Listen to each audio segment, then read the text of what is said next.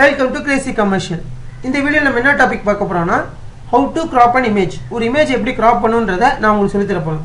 இப்போ நம்ம விண்டோஸ் 8 எப்படி யூஸ் பண்ணுன்றதுக்காக நான் உங்களுக்கு இந்த வெர்ஷனை சொல்கிறேன். ஃபஸ்ட்டு விண்டோஸ் கீ ப்ரெஸ் பண்ணிங்கன்னா பெயிண்ட் அப்படின்ற ஒரு நீங்கள் நார்மலாக டைப் பண்ணிங்கனாலே பெயிண்டோட ஐக்கான் உங்களுக்கு தெரியும். அது கிளிக் பண்ணிங்கனாலே பெயிண்ட் ஓப்பன் ஆயிடும்.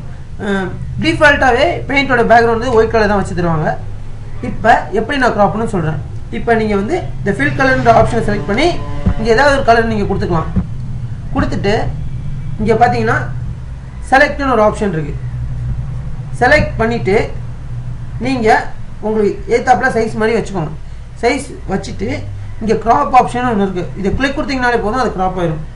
இப்போ நீங்கள் என்ன மாதிரிலாம் செலக்ட் பண்ணாலும் நான் காட்டுறேன். Free form of selection. இதுனா உங்கள் இஷ்டத்துக்கு ஏற்றப்பில் நீங்கள் எப்படி வேணால் வரையலாம். இப்போ நான் ஒரு சின்ன ஹார்ட் அண்ட் ஷேப் மாதிரி ஒன்று வரைஞ்சிருக்கேன். கொடுத்த உடனே இதை நான் கொடுத்துட்டு நான் டெலீட் கொடுத்தேன்னா உங்களுக்கு தெரியும், நான் வரைஞ்ச ஷேப்பில் இருந்த உள்ளே இருக்க கண்டென்ட் எரேஸ் ஆயிடுச்சு.